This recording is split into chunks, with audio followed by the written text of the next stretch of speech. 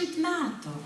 Tai tarsi ilga kelionė per žmogaus jausmus, per širdies patirtis, per meilės atspalvius.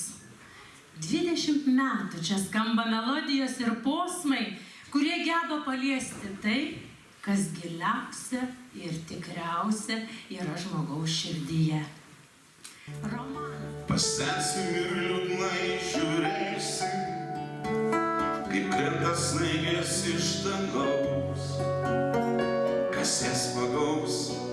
Kas jas pagaus, norėsime žinoti tiesą.